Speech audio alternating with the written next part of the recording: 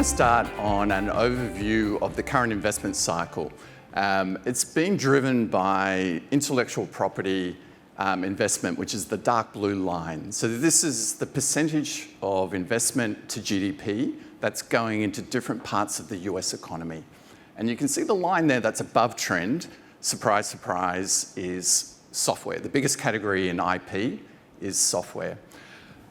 You can see that cycle, which has been supercharged by AI, has actually offset the weakness that we've seen in the non-residential part of the economy and also in the household or residential market, where we know rates have really hit the home building activity. So if we map that to the stock market, surprise, surprise, the beneficiaries or the companies that are doing all that investing, as we know, they're the mega cap tech stocks, have also been the most exciting part of the market. Now, we are looking at mega caps, and this is the top 30% of the market globally, but it's actually all those companies are in the US. And we're looking at it relative to the market multiple. So the premium you're paying for a mega cap is actually close to the dot-com bubble premium. And then the premium or the discount you're paying for the smallest, and in this case, small is not that small. The yellow line or that ochre color is actually a company that's less than 60 billion, and that's the 50%, bottom 50% of the market. So that's close to the same discount, all-time low, high discount as the dot-com bubble.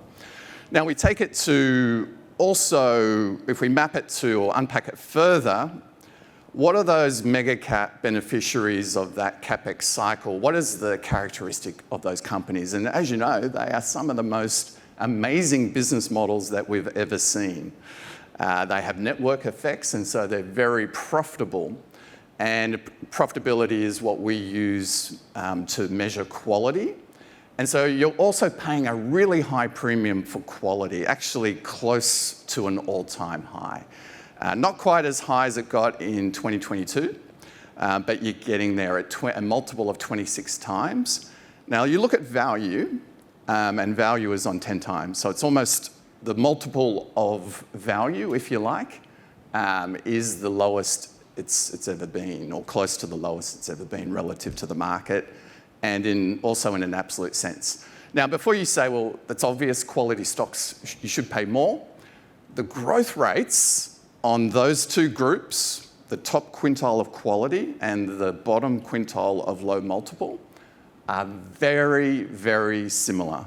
Over a 7-year period, it's been 1 percentage point difference in EPS growth. So you're actually by paying up for quality, you're not necessarily paying up for a company that can grow faster. Now, it's also been a situation of US exceptionalism, or as Trump would put it, tremendous, beautiful, awesome. And you're paying a multiple for the North America, 1.3 times, also pretty much its all-time high. Now, even if we strip out the mega caps and say, okay, well, what am I paying for a normal, just an average US company? It's about a 10% premium.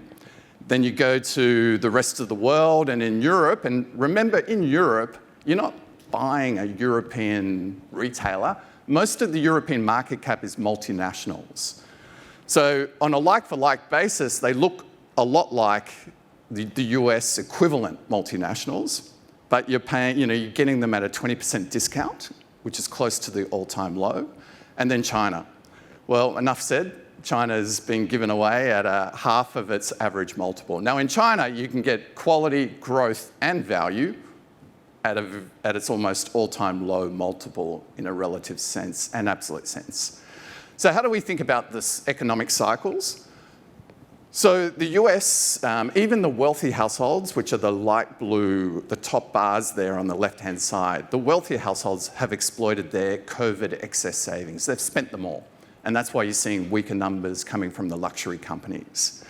On the other side, on the right-hand side there, you can see it's Chinese households, which have always had structurally high savings rates, almost behaved as if they never came out of COVID. Those savings are way above long-term trend.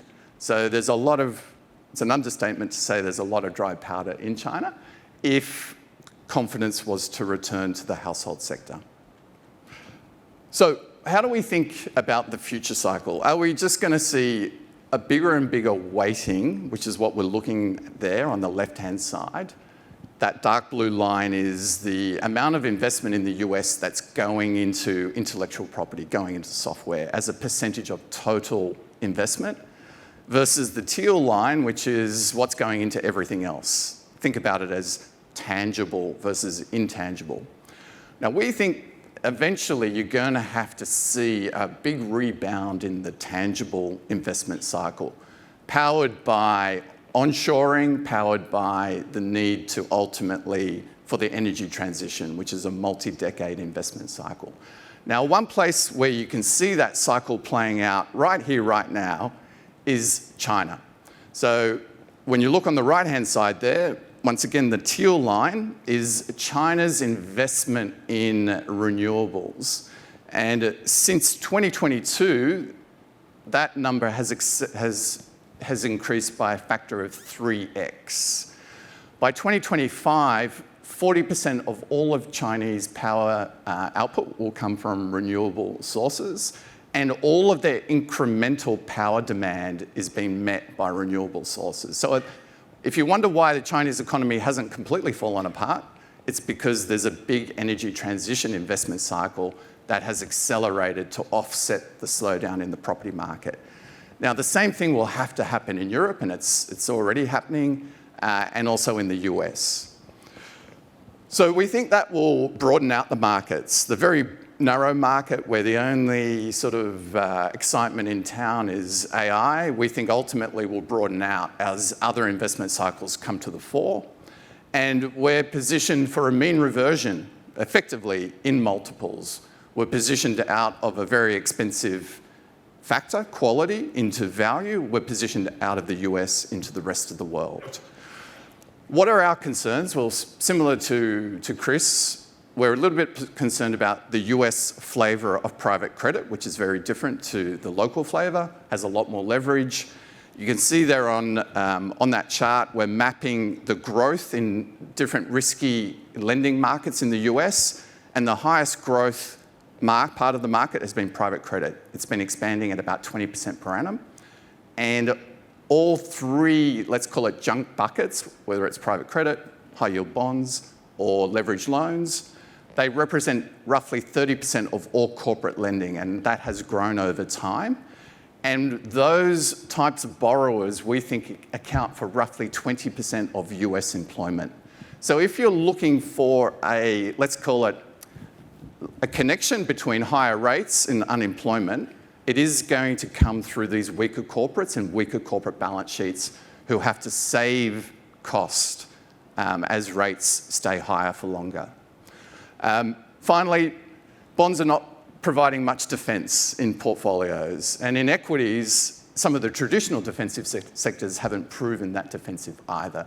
And if quality is expensive and quality tends to be defensive, where do you find defence? We think it's in areas that have been hurt by higher rates, areas like utilities that are also geared into these investment cycles around energy transition. Excellent. Thank you.